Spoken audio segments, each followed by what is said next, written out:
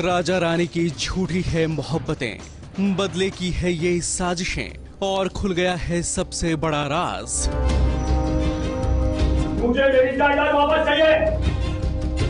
ये क्या कर रहे हैं आप दोनों? क्या कर रहे हैं दोनों? चित्रा बोल रहा है इनको।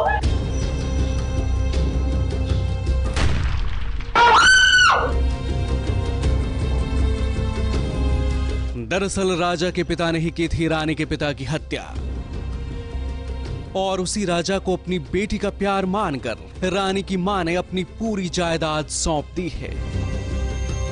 राजा रानी की ये प्रेम कहानी धोखे की कहानी है, एक ऐसे बदले की कहानी जहां खुद राजा आधे अधूरे सच से वाकिफ है। बचपन से लेकर जो झूठी कहानियां सुना कर तुम्हें इसके अंदर जहर भरा है, आज जब वो ही जहर उगल रहा है तो उसे बोलने का मतलब करेंगे।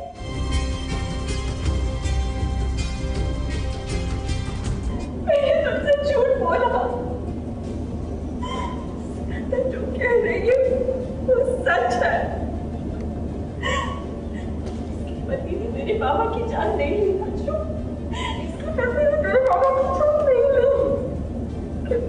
कंफ्यूजन ही कंफ्यूजन है यहाँ, सब गोलमाल है यहाँ और इसी चक्कर में कभी राजा ने रानी को जान से मारने की कोशिश की,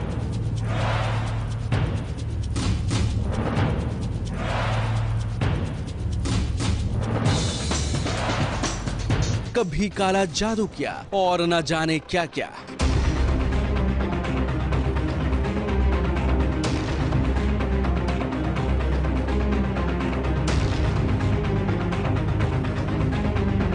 लेकिन जब सच का खुलासा हुआ तो मानो राजा के जुबान पे पड़ गया ताला। राजा का मेन मकसद ये नहीं था कि उसको प्रॉपर्टी मिल जाए, उसका ये था कि ये बर्बाद हो जाए एनी हाउ, एंड इसके नाम अगर पूरी प्रॉपर्टी हो जाएगी तो ऑब्वियसली हम सड़क पे आ जाएंगे।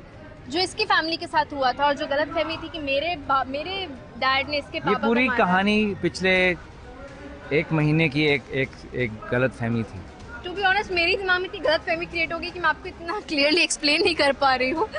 और इस गलत फहमी के चलते मैंने रानी का मर्डर भी करने की कोशिश की, लेकिन ये बच गई। और मैं इतना बुरा इंसान बन गया, अपनी नज़रों में गिर गया, लेकिन फिर भी मैंने वो बदले की भावना में मैं गिल नहीं गया, मैं गिर गया। गिल तो तुम हो ही गिल गए, तुम गिल गए। लेकिन उस बदले की भावना में मैं पागल हो गया। मैं कोई रीज़न, कुछ रीज़न मैंने देखा नहीं और सीधा बस वो करता चला गया, एक के बाद एक। सीरियल में रानी की याददाश्त भी ठीक ठाक है, राजा का परिवार भी सामने आ चुका है और रानी अब राजा की असलियत से भी वाकिफ है। अब ऐसे में राजा रानी के इस प्रेम कहानी में आगे होगा क्या, ये देखना दिलचस्प होगा। मुंबई से नेहा सावंत के साथ एबीपी न्यूज रिपोर्ट।